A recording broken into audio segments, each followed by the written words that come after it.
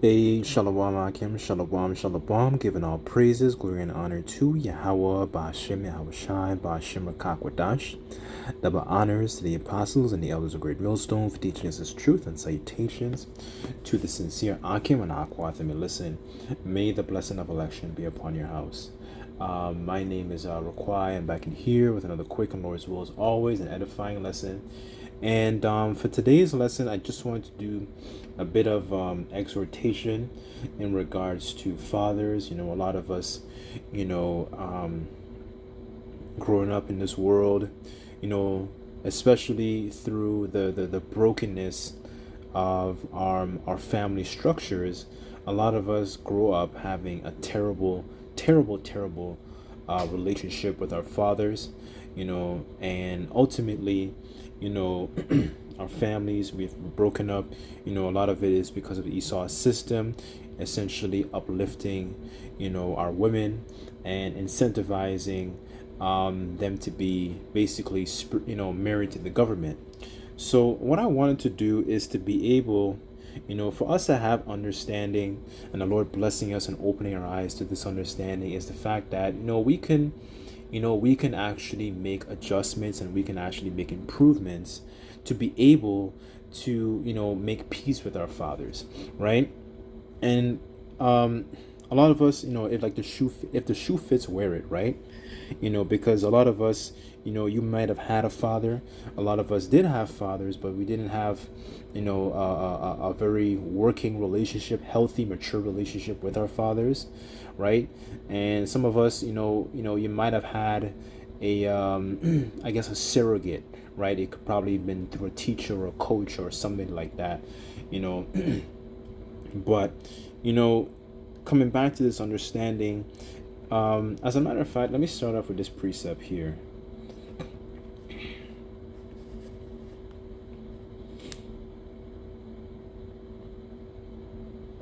This is 2 Corinthians chapter 4, verse 7. And it says, "For we have this treasure in earthen vessels, that the excellency of the power may be of the Most High, Yahweh, Ba'ashem Yahweh Shai, and not of us. For we are troubled on every side.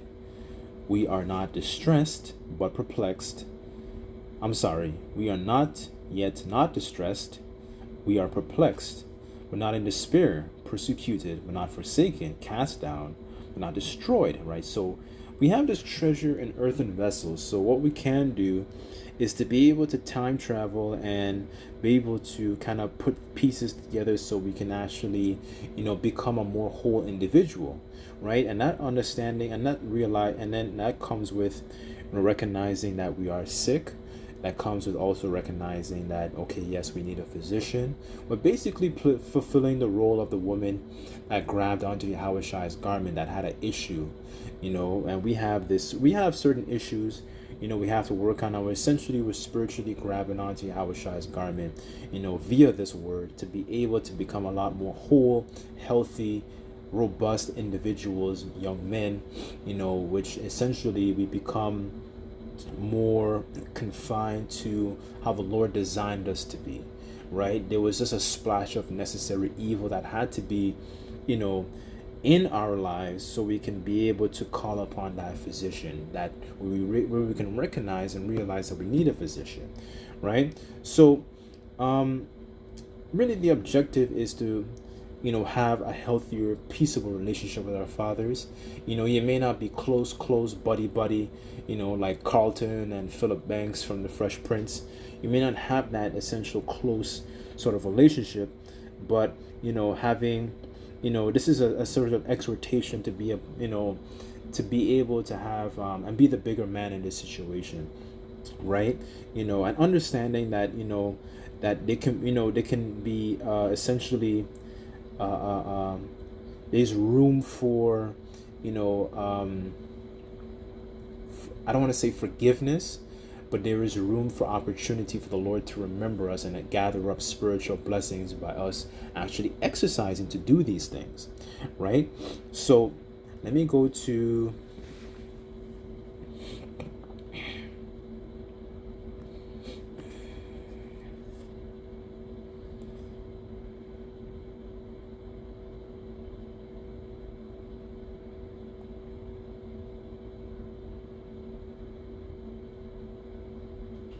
This is Colossians chapter 3, verse 7, and it says, in which we also walked sometimes when we lived in them, but now we put off, but now ye also put off all of these: anger, wrath, malice, blasphemy, filthy communication out of your mouth.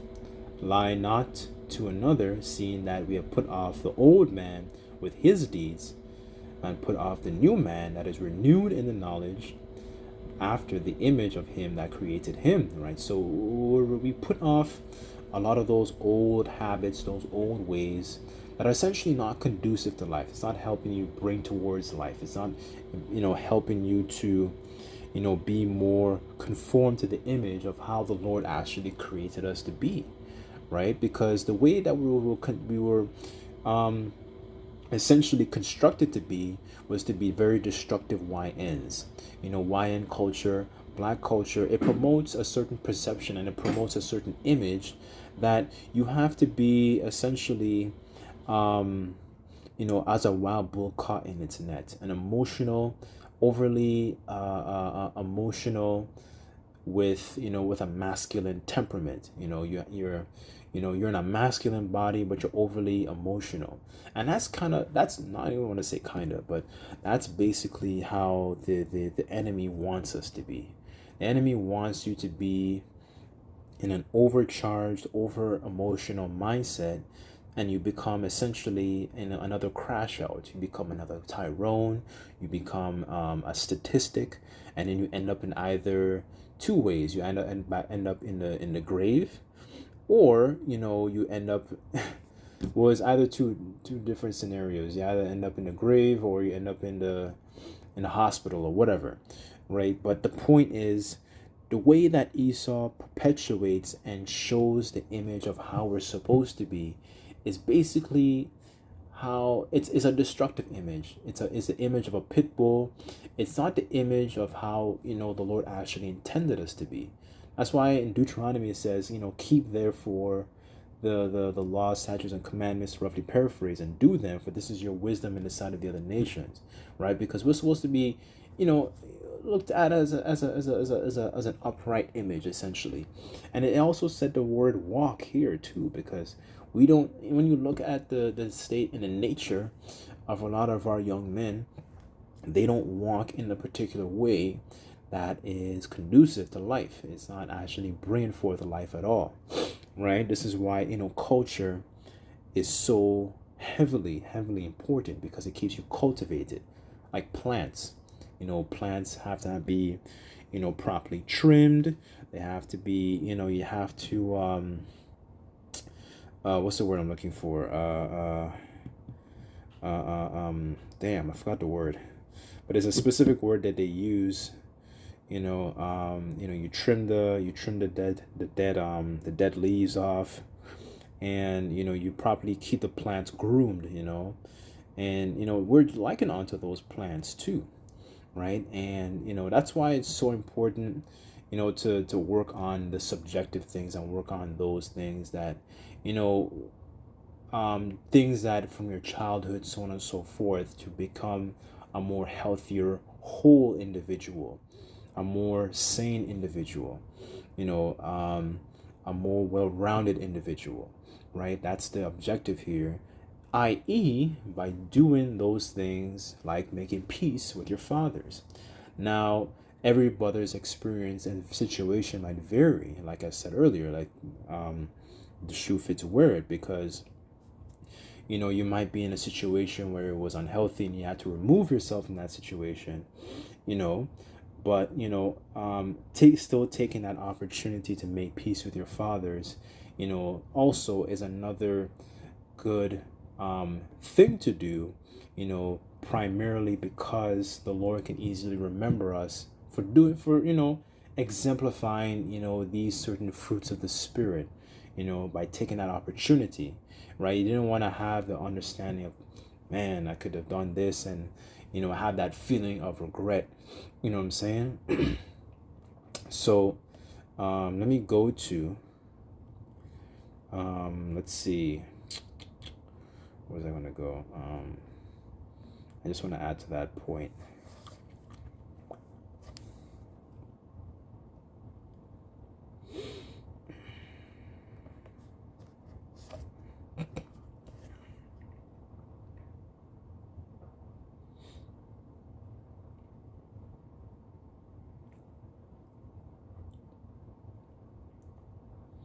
This is Sirach chapter 3, verse 11, and it says, "For the glory of a man is from the honor of his father, and a mother in dishonor is a reproach to the children. My son, help thy father in his age, and grieve him not as long as he liveth. And if his understanding fail, have patience with him, and despise him not when thou art in thy full strength." And that can be a very, very tough thing to, as young, and when you were in our strength, right? That can be a very, very tough thing to essentially exemplify, because it's showing it really and truly when you really think about it. And if you are in that particular situation also,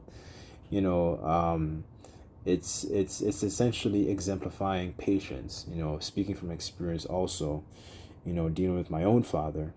And sometimes, it's really all about exemplifying patience. So it's just another level of suffering righteously, right? Being able to bear that, because that in his old age, like just you have to kind of take yourself out of the situation and look at it, and be able to realize, like, okay, I'm in my full strength, but he's not in his full strength. So it requires a certain level. You kind of have to humble yourself, and it's really tough. I'm not saying it's easy. I'm just saying working on these things is rewarding. If you are in a situation that requires to I know, take the opportunity to make peace with your father, right? It strongly requires a certain level of humility and a level of patience, because keep in mind, we're exemplifying fruits of the spirit here. A lot of these situations that we go through requires us to exemplify certain fruits of the spirit, right? I think Paul talks about that in Galatians, the fifth chapter, right? But the point is, not to, you don't want to aggravate, a certain situation, right? You kind of want to be, yes, you still want to be peaceable, and that your situation and your experience may vary also, because you might have that willingness to want to actually make peace with him, but it may not actually, he may not actually be receptive to it. But the point is to actually make an attempt to do so, right? But also understanding, like I'm saying, like it takes two to lift a couch, right? Like if they have to also put an effort, but don't be alarmed that they don't put an effort. But but also make an effort. That's all I'm saying. It's very important for your self-development to make the effort. But if they don't make an effort, then at least you made an effort, right? At least you have that receipt. At least you acquired some experience for your self-development, that you did make the effort, right? So continuing on in verse 14, I'll read down to 15, and it says, "For the relieving of thy father shall not be forgotten. Instead of sins, it shall be added to build thee up. In the day of thine affliction, it shall be remembered. Thy sins also shall melt away as the ice in the fair warm weather," right? So this is what I was referring to earlier. When you do work on these things, it also helps us to, basically clear, I don't want to say clear our names, but it helps us for the, it gives us brownie points with the Lord. When we do these things, the Lord can remember us in those times of trouble. I'll give you a good example is at time of trouble. When you read the story of Bel and the dragon, when Daniel was in the lion's den, the Lord sent the prophet Habakkuk to, give him some food. So how much, like, internalize, the situations. When you think about Jacob's trouble, think of it as making a spiritual rainy day investment by doing this, right? And then that recompense, that investment, you cash in on that investment, especially in a time like how much more, in times when, things are scarce, when there's like spirits creative vengeance and all that kind of stuff. Like, we see what's going on. Like, we're living in a time where 2 Esdras 15 is literally, being is spilling off the page, is speaking loudly, right? Rumors of wars and so on and so forth. When you read about these things and you hear about, man, Trump is going to do this, he's going back into reactivating his nuclear, program and whatever. Like, think about these things, like how much more in those times of trouble, right? So I'll read it again, and it says, in the day of thine affliction, it shall be remembered. Thy sins also shall melt away as the ice in the fair warm weather, right? So, it's not like we don't have sins to pay for, right? We all have sins to pay for. So the point is, as a way to have the Lord remember us, it's beneficial, to attempt to make peace with your fathers, right? We understand the condition of the battle. We understand that it takes a certain, it just makes you a more well-rounded individual by making that attempt to do so. It's going to make you, at least you made an effort, right? So let me go to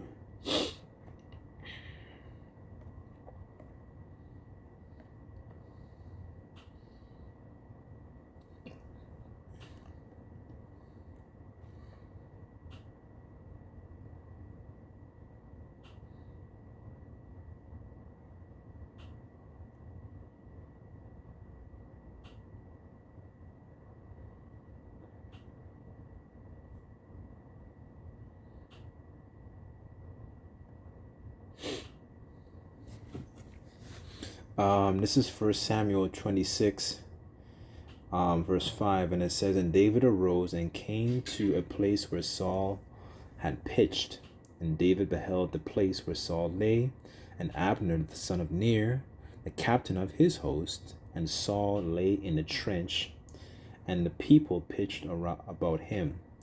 Then said David, and said to Ahimelech the Hittite and Abishai the son of Zeruiah, the brother of Joab, saying, who will go down with me to Saul to the camp? And Abishai said, I will go down with thee. And David and Abishai came to the people at night, and behold, Saul lay sleeping with the trench, and his spear struck in the ground at his bolster. But Abner and the people lay round about him.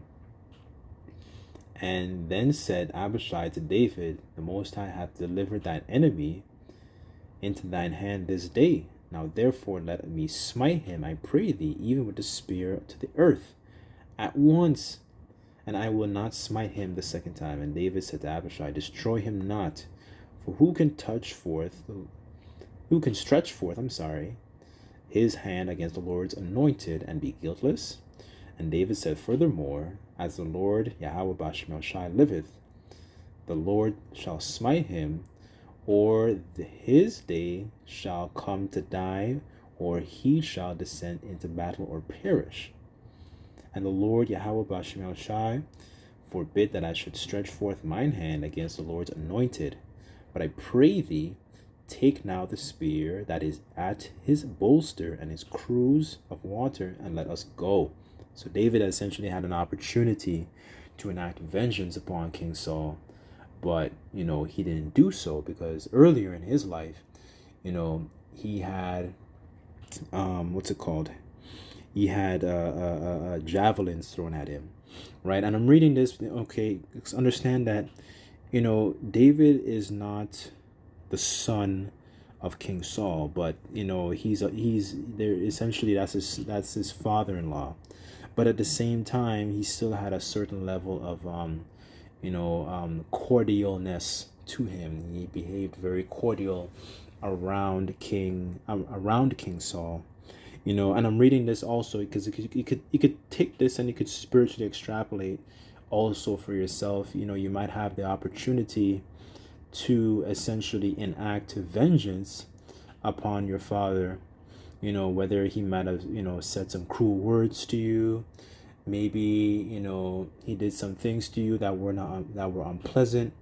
For whatever it is, we're taking the road David's taking, right? Because we have this understanding. Back to the first precept I brought up, we have this treasure in earthen vessels. So we're not going to take vengeance into our own hands and essentially be, what's the word I'm looking for? Essentially, you don't take vengeance into your own hands, right? You live peaceable, as Paul said, right? Vengeance is the Lord's, right? So, we leave it into the hands of the Lord, right? But the point is that taking the route that David took by maintaining a certain level of integrity, right? And it's still operating in a very cordial fashion, right? So, I just want to touch on that real quick. Still, very, very, very, very beneficial, very, very important.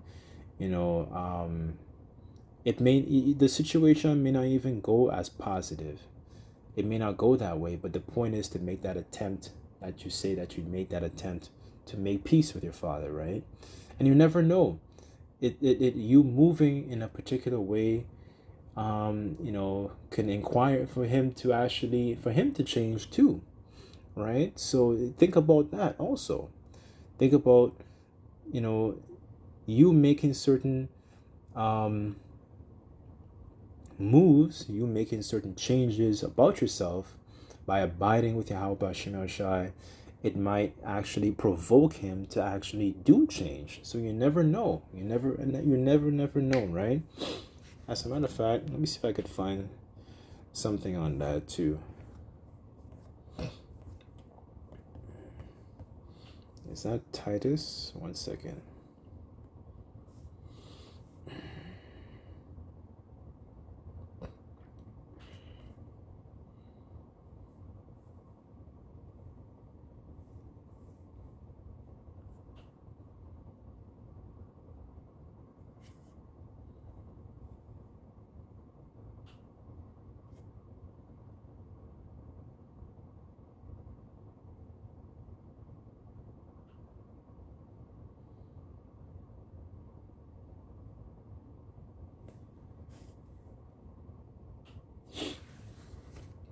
This is Titus chapter 1, verse 9, and it says, holding fast the faithful word that he hath been taught, that ye may be able by sound doctrine to both exhort and to convince the gainsayers, right? So, they may know that they're an Israelite, but, they may not believe it.